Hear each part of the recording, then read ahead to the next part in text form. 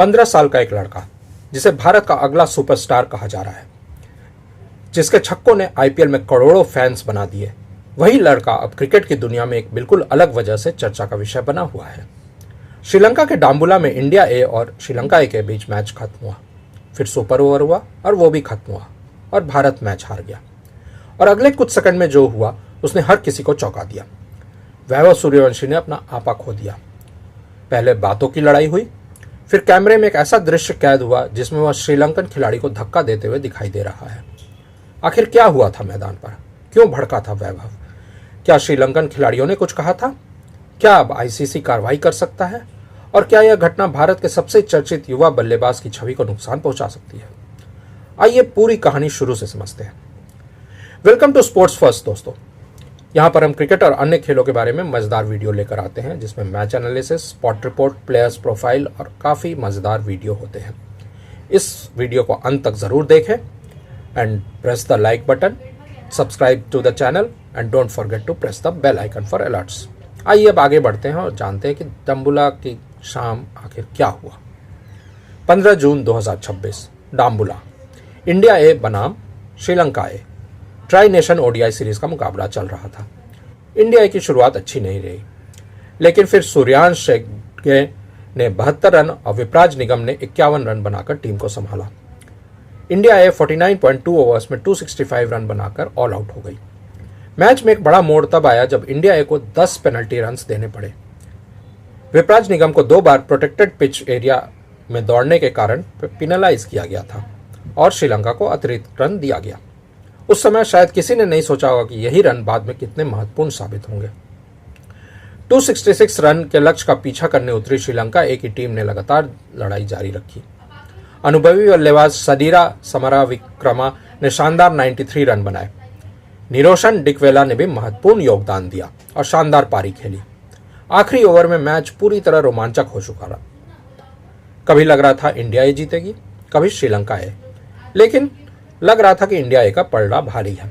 लेकिन फिर भी श्रीलंकाई बल्लेबाजों ने हार नहीं मानी और 50 ओवर पूरे होने तक श्रीलंका ए भी 265 रन के तक पहुंच गई, यानी स्कोर बराबर, मैच टाई।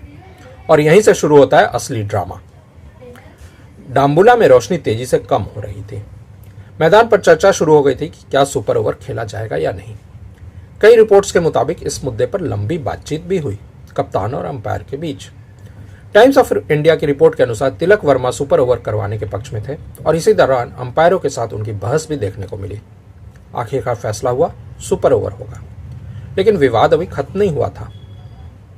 श्रीलंका ए पहले बल्लेबाजी करने आई। पहली गेंद पर 2 रन, फिर दूसरी गेंद पर वाइड। भारतीय खिलाड़ी हैरान थे।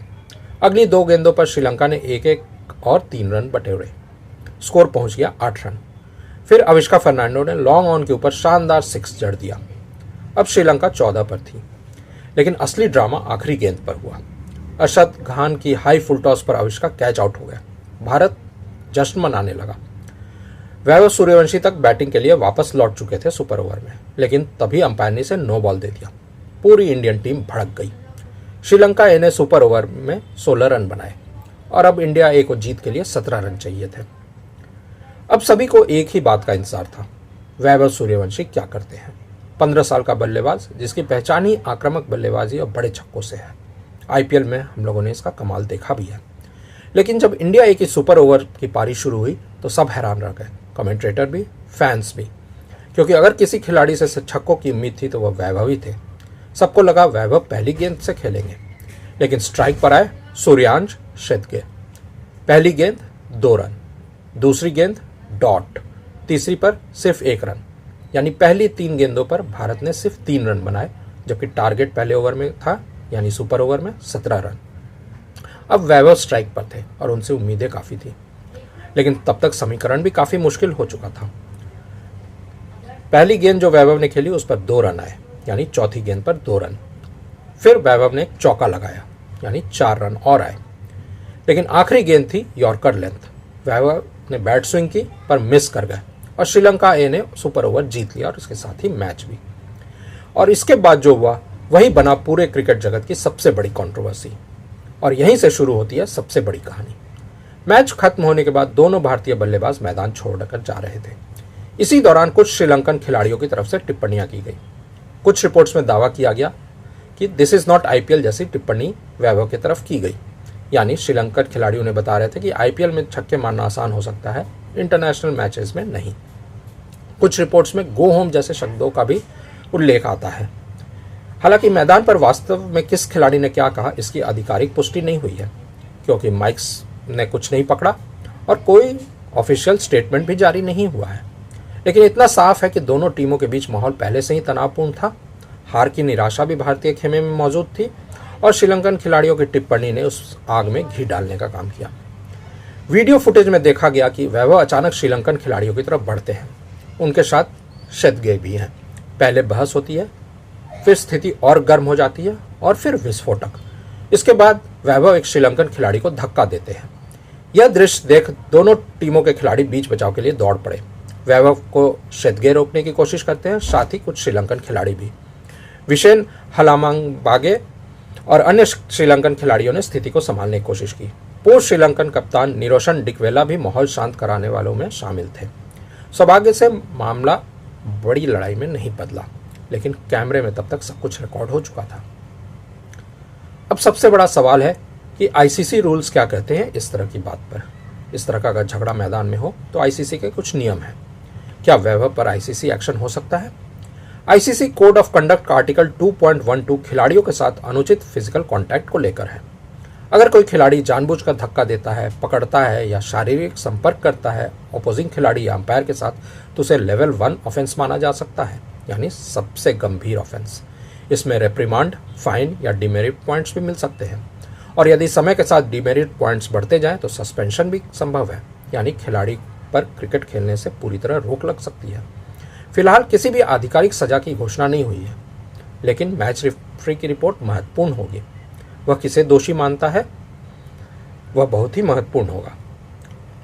हालांकि क्रिकेट में एग्रेशन बुरी चीज नहीं है।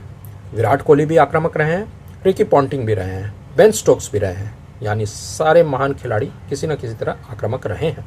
पुराने समय में जाएं थोड़े तो विव रिचर्ड्स काफ़ी आक्रामक थे, इयान बॉथम आक्रामक थे, कपिल देव भी आक्रामक रहे हैं।